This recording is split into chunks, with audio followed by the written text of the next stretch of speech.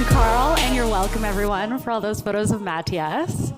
So, competition, that's what I'm here to talk about today. I'm here to talk about how to compete in a saturated market. But before we get into all the marketing stuff, let's just quickly talk about what competition is.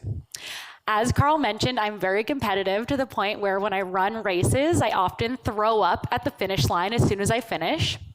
But I'm by no means Desiree Linden. I'm definitely an amateur. And Desiree Linden, if you don't know, she is the female marathon winner of the Boston Marathon from 2018. So by no means am I going to be able to compete with her, but still, she's pretty much a pro. She's an elite athlete. She's an Olympian. Basically, it is her full-time job to win races. So yeah, I'm nowhere near her. But then there's also Sarah Sellars, who's also a fierce competitor. And if you don't know who Sarah Sellars is, she also had to do something really impressive at the Boston Marathon in 2018. In fact, she came in second place right after Desiree. But what's interesting about Sarah Sellars is that she's not a pro athlete. It's not her full-time job to win races. In fact, her full-time job is as a nurse. So in her spare time, she trained and came in second place against every other woman running the Boston Marathon in 2018. So again, another fierce competitor. And then you've got me, and here's my amateur photo of me running races, and by no means can I compete with the other two ladies on the screen behind me. But over years of practice and being very competitive myself, I've gotten faster and faster, I've ranked higher and higher, and my time has gotten shorter and shorter, to the point now that when I do run races, I often rank in the top 10 of women in my age group. So this is just over years of practice and strategies and tactics that I've used to get better at running races. So that's what I want to talk about today, is the strategies and tactics you can use to compete in saturated markets like the Boston Marathon. A little background about me is that I am the head of marketing at CXL after, telling Carl and getting an in. No, I've been there for 6 months. And if you don't know CXL, you should probably leave, but I'll just explain it again. CXL Institute, we sell digital marketing courses online in optimization, content strategy, analytics, growth, everything you need in order to become better in digital marketing. But prior to joining CXL, I worked for the other two logos that you see on the slide behind me. There's Help Scout, which is customer ticketing software, and I'm going to talk a lot about them today. And so what they are is the software tool that you use in customer support to answer your customer questions. And then before that, I worked at Unbounce, which I talked about last year. They're a landing page platform built for marketers and designers to build targeted landing pages for their paid ad campaigns. So all three of these businesses, they have a few things in common, but primarily the first thing is that they've achieved product market fit. And what product market fit is defined as here is that A, their value hypothesis has been validated, and then subsequently they're driving hundreds of thousands or millions of dollars in revenue per month. And so what a value hypothesis actually is it's pretty simple. It's the main reason that someone would be likely to buy and use your product. So if you look at these logos up here, customer support professionals need to be able to answer their customer questions, and so therefore they buy Help Scout. Digital marketers need to be able to do their jobs, get better at their jobs, stay apace with all the trends in digital marketing, and so therefore they buy CXL Institute courses and programs.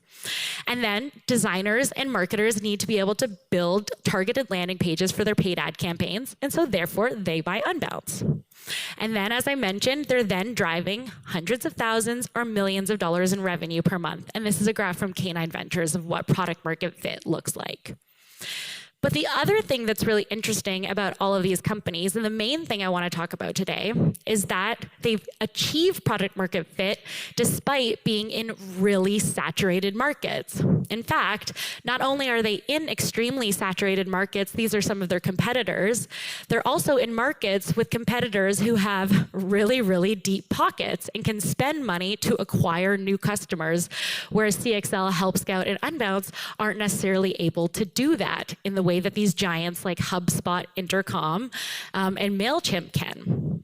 So then how do these companies like Help Scout, CXL, and Unbound stand out in extremely saturated markets if they don't have money to just throw at their problems?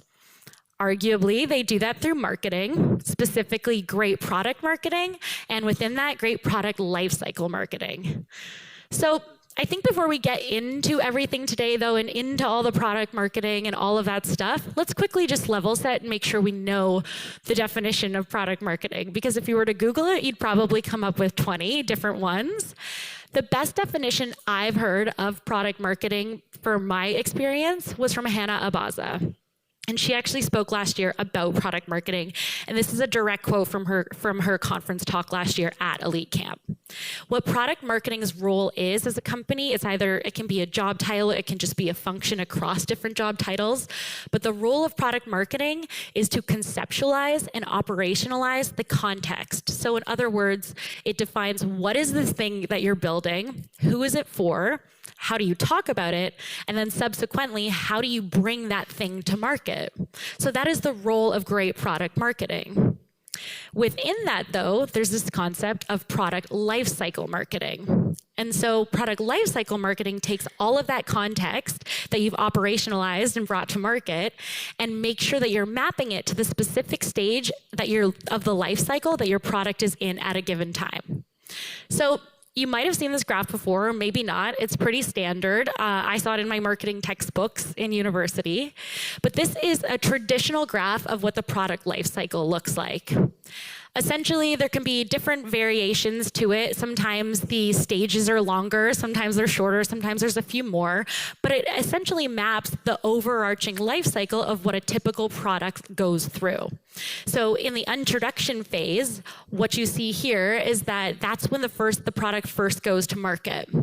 In the growth phase, that's when the product is starting to grab more market share. And then in the maturity phase, that's when that product becomes the dominant player.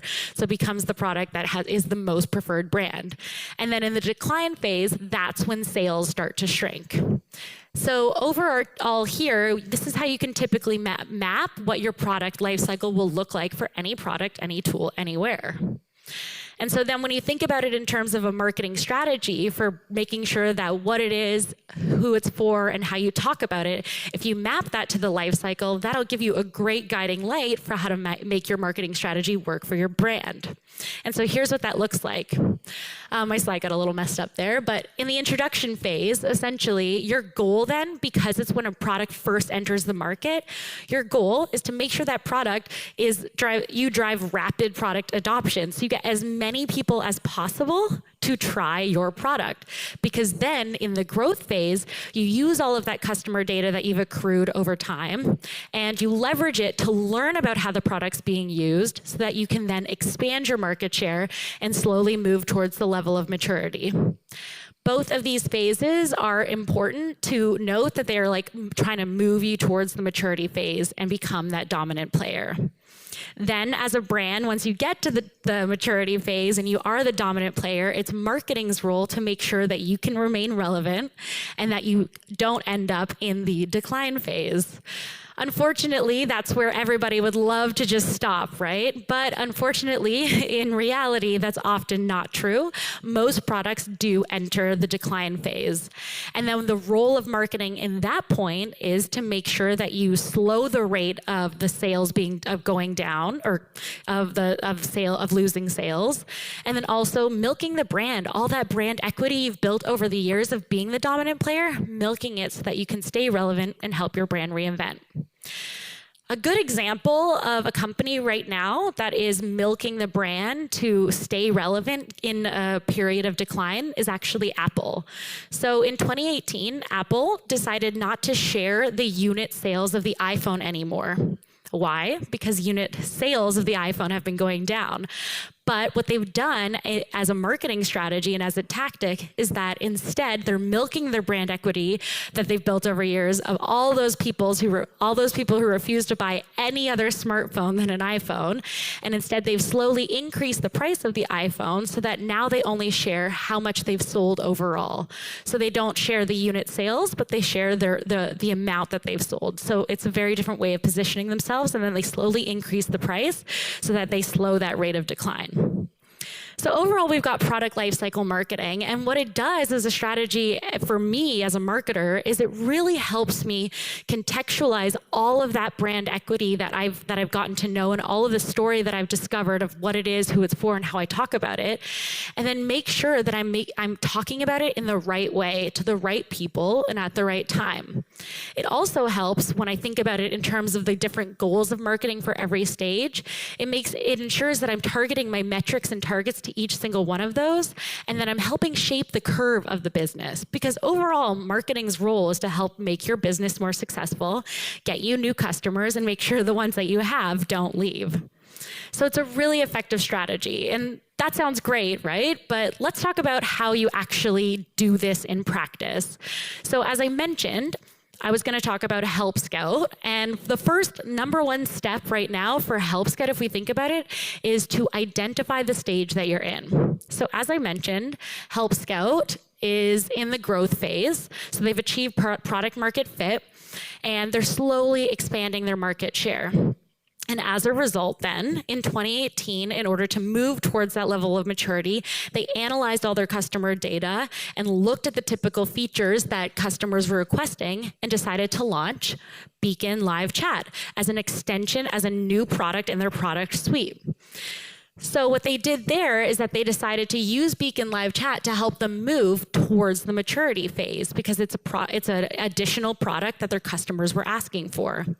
But what's interesting is that because Help Scout is in the growth phase, what you realize is actually that Beacon is in the introductory phase.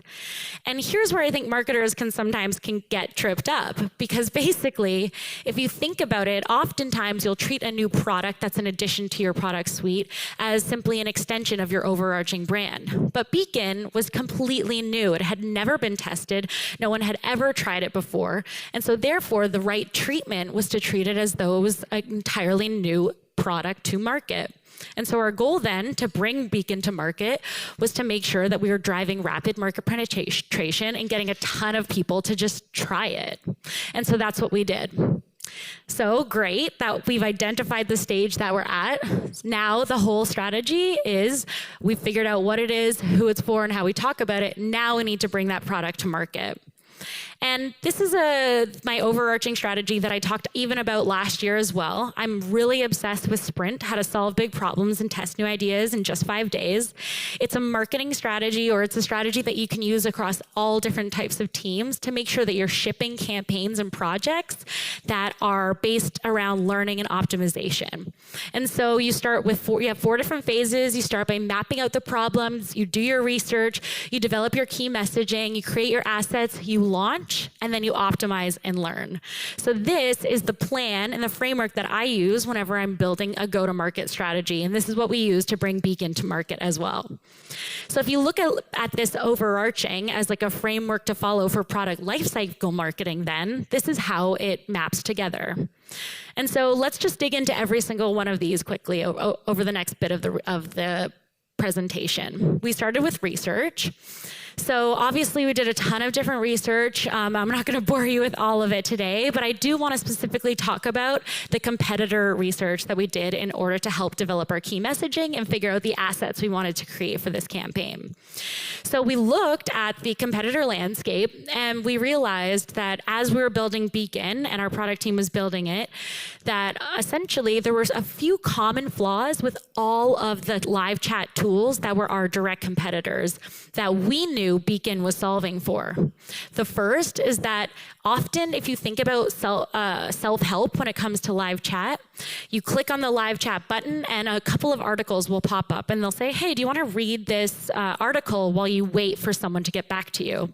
But I have noticed, and many of us probably have as well, that oftentimes those articles are not that helpful, and instead you still just need to wait to talk to someone to answer your question.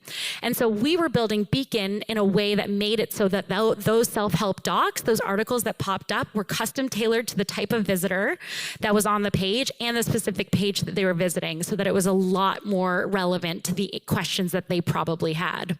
So that's one thing that we can leverage later on in our key messaging.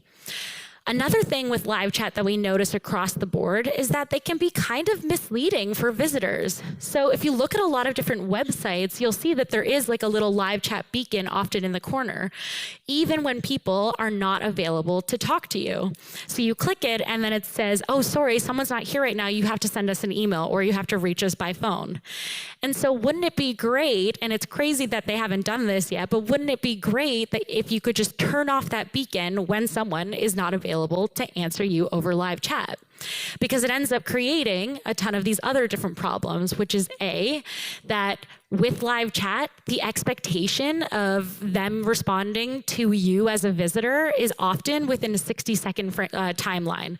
You really expect someone to get back to you within a minute of you reaching out over live chat. So if someone's not available, if the beacon looks like it's going to be there for you, that can be a problem for a visitor. It can leave them frustrated. And so this was something we were solving with our tool. Another thing is that often with live chat tools, if all of a sudden you get slammed, and I know I've seen this with our customer support or our CSM, Maddie, who's here today, if you get slammed with 20 different chats all at once and they all expect you to get back to them within 60 seconds, that can be pretty intense for a small support team. And so wouldn't it be great, and this is why we built our chat tool this way, is that wouldn't it be great if you could just turn off live chat based on support volume? So if all of a sudden you have a ton of chat coming in and you're overwhelmed, you can turn off chat for that moment until you clear your queue, and then you can start it up again when you're ready to take on new chats. And so these were some of the common flaws we saw in our competitors that we knew we wanted to leverage later in our campaign. Another aspect of the research that we did was we did these Ask the Expert sessions. And so these are one-on-one, 1-hour sessions with stakeholders across your company, and you ask them all the same questions. And what it does is it helps inform your key messaging. It helps you create a campaign that's relevant, and then it makes sure that you're including a ton of different perspectives that maybe as a marketer you wouldn't have included in the first place. So what are the main benefits of our tool? What are some of the challenges that you think I'll face? And when it came to Beacon Live Chat, I always asked this question as well, but when it came to Beacon, I said, well, if you had like blue sky, unlimited resources, what would you do to launch this product to market to make sure that we drive rapid market penetration? And the biggest thing that came back was that they said, just be creative and get a little weird, like dancing bacon kind of weird. And so I think this requires a little bit of context as well, because it was kind of surprising for me to hear that across the board, all the experts that I asked suggested I do this. But the reason is actually because of Help Scout. Help Scout's a pretty unique company. And even if you look at them today online, if you search them afterwards, you'll realize that they're a product and design-led company. And so what that means is that they've invested heavily since the get-go in creating custom illustrations, custom artwork, custom everything that is very, very design and product focused. And so they've really, really honed in on being a creative-led company that tries to drive the best user experience possible. And so as you can see by the artwork behind me, these are some of the images that are created for ebooks, for blog posts, for social. And so they use that as a way to differentiate themselves from the rest of the crowded market space too. So it should have been no surprise that when I asked them what they would do if they had a blue sky resources in order to bring this product to market, that they would suggest that I get a little creative myself, because as a company, that's something they really value. So then after doing all of the research and figuring all of this out, analyzing the competitor landscape, that's when I was able to set the targets that would help me achieve my overarching product lifecycle goal. And so what we realized is if we looked at the landscape, currently we knew that 20% of our customer base was already using some form of a live chat tool. And so then setting our targets based on migrating all current customers as well as attracting a ton of new customers, we wanted to get 70% overall of new and existing customers to use our live chat tool. So a pretty lofty goal, but we knew we could achieve it if we executed everything properly. And that's when we jumped into developing our key messaging. So as we remember, key messaging is what is the thing that you're building, who is it for, and how you talk about it. And so one of the strategies I use often in order to figure out what those key messages might be, and that I would suggest everybody else try, especially if you're working in SaaS or with a product that doesn't exist in the physical world, is to imagine that it came in a box. And so this is what we did to define our key messaging. We said, okay, if Beacon came in a box, if you think about the front of the box, there'll be the headline that'll grab your attention, so you pull it off the shelf. There'll often be a little sub-headline that supports the headline and what it's saying, the promise. And then there'll be a list of the benefits that happen from using that product. On the back, overall, you'll probably see the technical jargon, which is usually the features that make those benefits and those headlines and those sub-headlines possible. And so then if you think about that for products that don't exist in the physical world, and if you think about that for Beacon, this is what we came up with here. That in fact, Beacon is just way more than chat. Why? Because it makes customer service scalable. Like I said, there's recommended articles that are custom tailored to the page you're on and the type of visitor you are. So it's customer service that scales. Everything is all in one place, so you don't need to navigate between different tools or cobble together a complicated tech stack. Instead, you can use it all together, so it makes it more than a chat tool. It's an all-in-one tool. And then in addition, it just makes your website more human because there's no more misleading bots on your site when they shouldn't be there. And it makes sure that whenever you do reach out over chat, that there will be someone, a human, available to help answer your questions. And so then what makes this possible? Well, on the back of the box, that's where you would put the recommended articles, like I mentioned, that it's embedded within the Help Scout platform, and that there are these HelpBot availability settings that make all of these benefits in this headline possible. So these were the key messages then that we'd infuse throughout all of our campaign. And from there, that's what helps us inform how we create our assets and then eventually bring those to market. So knowing this, and this is marketing 101, so I'm not going to spend too much time here, but knowing this, it's important to remember that even though you define your key messages and you know exactly sort of what you want to highlight and what you don't, you do still always need to tailor your message to the specific segment of the market that you're going after, the specific customer segments, the specific prospect segments, as well as understanding where they're at in terms of who you are as a business. Do they know anything about you? Or are they fully embedded in your tool already? So this was then what we did is for mapping and creating our assets, we mapped them to the specific stage in the buyer's journey. And so these can be moved around across different options, but these were the channels we selected based on how our marketing function works. We started with search, paid, and social for top of funnel awareness. Then we focused on blog and gated content to generate leads. And from there, we moved into nurturing those leads towards purchasing our Beacon Live Chat tool. But we need to remember that the most advice that I got, like the most thorough advice, was to get creative and be a little bit weird with this campaign. And so as we did develop it, we ended up not necessarily using dancing bacon, but we did use bacon. And so here's the story of how that happened. We all hopped on a video call, me and a couple of my colleagues, and we're like, let's have an ideation session of how we want our campaign to look, what assets we want to create. And as we were talking, my colleague accidentally said bacon instead of beacon. And we were all like laughing because that's hilarious. Like it is only one letter apart. And then we started thinking, we're like, bacon's really addictive. And we really want people to be addicted to our live chat tool. And bacon and beacon really do sound really, really similar. So, if even vegans like tempeh bacon, maybe we should just talk about beacon in the context of bacon. And so ultimately, that's how our campaign developed. And so in the top of funnel awareness aspect, what we ended up creating were a ton of really, really bright and captivating images that talked about how Beacon is so much better than bacon, while at the same time making sure we were still communicating our key messages. So let's play the video now. This is one of the launch videos we created for the campaign.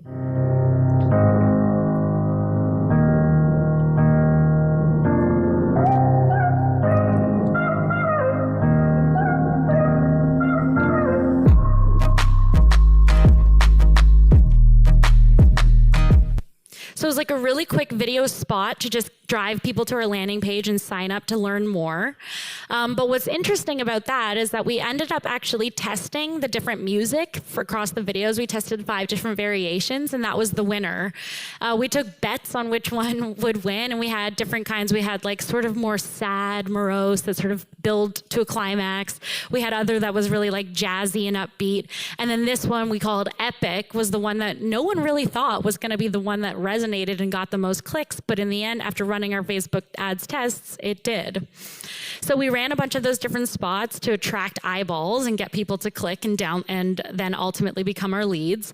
And we also executed a fully robust content cluster strategy for search, which was extremely effective. And we've actually done this at CXL as well. It's helped improve our blog post rankings across the board by 11.8%. And so what you do, all it is you create pillar pages based on the search terms that you want to rank for. And then you conduct an total internal linking audit of all the pages that reference those keywords and just make sure it's linking back to the pillar page. So we knew we wanted our product page, our specific live chat product page, to be the one ranking in the SERP. And so we made sure that all the other pages that we had on our site that even mentioned chat were linking back, and it helped move our rankings up from page 40 or from number 40 in the SERP to number 9 after doing this. So that was the awareness assets we created, and then we moved into the consideration phase and made blog and gated content so we could collect leads. And on the gated content, we talked a lot more about the sort of features and benefits because it's tailored more to people who are already aware of what the tool is. And then from there, we created a nurture track to move those buyers towards buying our product and to purchasing Beacon. And so this is how it was set up for us through HubSpot. And so then after you've done all that, after you've activated all your channels and you've set everything up, that's when you launch it, obviously. And you sort of just wait and see what happens. For us, after launching it and letting the campaign run for 4 months, I checked in with the team and we ended up driving to overachieve our goal and hit 85% of current customers that we attracted in terms of new and existing have enabled bacon on, or did I just say bacon? Oh, awesome. Have enabled Beacon on their site. And they probably crave bacon subconsciously all of the time. So it was really effective in helping us achieve our targets and ultimately attract new people and get as many people as possible to try our product. So now, as Beacon moves from the introductory phase towards the growth phase, we're helping Help Scout move from the growth phase towards the maturity phase and to become that dominant player. And what's great about this strategy is that ultimately it's like, now what? But you don't just leave it there. You don't set it and forget it. And as marketers, you often just want to kind of like check all your boxes and then move on. No, instead, what this strategy helps you remember to do is to optimize for learning and ultimately make better decisions so that you can continue to change it over time. And so we learned all of the different tripwires that we were seeing that people were hitting on our campaign that weren't necessarily the way we thought they would interact with it. And then we were able to report on the different results we were seeing, change those, and make sure that we were constantly improving the campaign. So it was just getting better over time and attracting all of those people we wanted. So once that's done, then it's like, okay, great. The next step is then to help Beacon move from the introductory phase into growth. And you just rinse and repeat.